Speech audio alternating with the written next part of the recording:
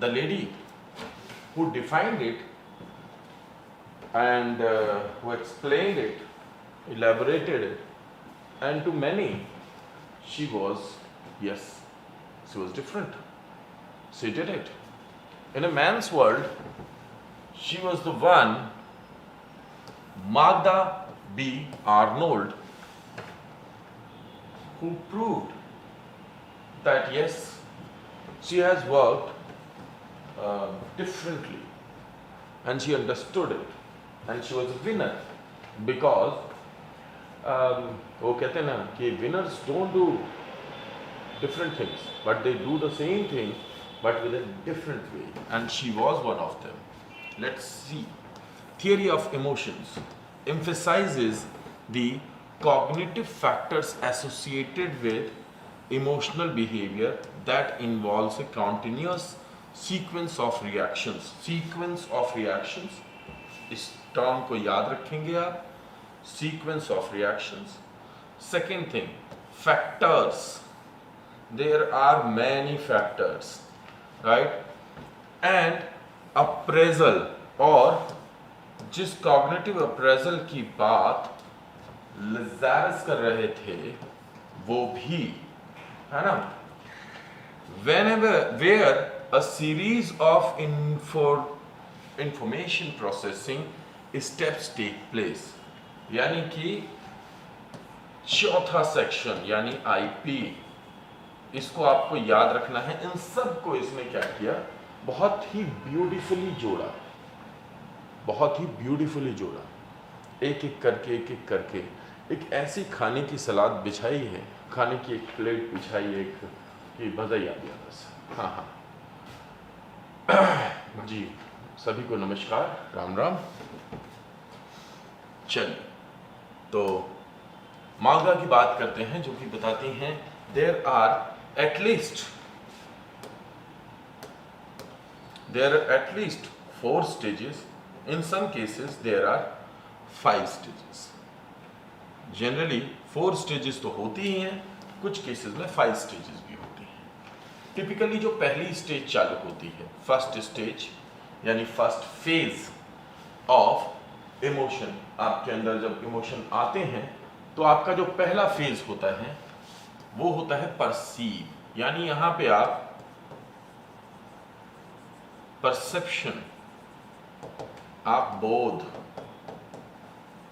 या धारणा पैदा कर रहे हैं ऑफ सम इवेंट्स, ऑब्जेक्ट्स और पर्सन, चाहे व्यक्ति को लेकर के, घटना को लेकर के, वस्तु को लेकर के, एंड प्रिपेयर टू इवैल्यूएट, और फिर प्रिपेयर्ड हो जाते हैं आप इवैल्यूएट करने के लिए. जब आप किसी व्यक्ति से मिलते हैं तो आप ये देखते हैं कि ये जो व्यक्ति है सही है, गलत है, इनडिफरेंट है ना, ये मेरे लिए फ़ायदेमंद है, नुकसानदायक है या अलूफ है, मेरे को इससे जुड़ना है, नहीं जुड़ना है, अलग रहना है. यही होता है आपका फर्स्ट स्टेज जब आप किसी चीज़ के भी, किसी भी स्टिमुलस के कांटेक्ट में आते हैं. दूसरा होता है अप्रेजल यानी मूल्यांकन करना, where the person decides whether what is happening will hurt, help or no effect on him. तो good, bad, indifferent यहाँ पे, hurt, help and no effect यहाँ पे, ये हुआ appraisal यानी मूल्यांकन. लिख लीजिएगा, हिंदी वाले लोग, मूल्यांकन की स्टेज होती है सेकेंड. हम अपने दिमाग में किसी भी घटना का, व्यक्ति का, वस्तु का मूल्यांकन करते हैं और उसके बाद तीसरी और चौथी स्टेज एक साथ होती है. लेकिन यहां पे इंडिविजुअल डिफरेंसेस को बहुत ध्यान रखा गया और इस बात को बहुत तरीके से समझाने की कोशिश की गई है आर्नोल्ड द्वारा कि थर्ड और फोर्थ स्टेज एक साथ होती है. कुछ केसेस में फोर्थ स्टेज नहीं होती. पहले समझ लेते हैं थर्ड और फोर्थ क्या है. तो थर्ड स्टेज है बॉडीली चेंज, जिसकी एक्सप्रेशन की बात इजार्ड ने की थी कि बॉडी में चेंज आता है, फेशियल एक्सप्रेशंस की गई थी. सिमिलरली इमोशन फोर्थ स्टेज है, तो आप इमोट करते हैं. लेकिन कुछ केसेस में क्या होता है कि both of which typically occur at almost same time. According to her, अगर ये दोनों हो रहे हैं तो जनरली थर्ड और फोर्थ फेज एक साथ होगा. यानी आप जिस वक्त में बॉडीली चेंज दिखाएंगे उसी वक्त में इमोशन दिखाएंगे. ये समझना आपके लिए बहुत मुश्किल नहीं होगा, अभी आप इससे पहले सेक्टर सिंगर पढ़ ही चुके हैं। Action, some individuals in certain situation skip from the body change. कुछ होते हैं जो कि थर्ड स्टेज को स्किप कर देते हैं, कुछ होते हैं जो कि फोर्थ स्टेज स्किप हो जाती है। जब फोर्थ स्टेज स्किप होगी तो एक्शन होगा, जब एक्शन होगा तो एक अलग से एक जनरेट हो जाएगी नेक्स्ट स्टेज, जिसमें कि आप लेटर ऑन शायद इमोट कर पाए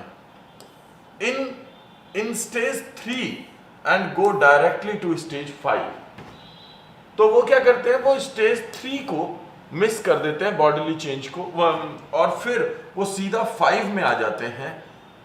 एक minute, certain situation skip from the body changes in stage 3 and, हाँ तो बॉडी चेंज आता है, इमोशन को स्किप कर देते हैं और सीधा 5th स्टेज में आ जाते हैं एक्शन।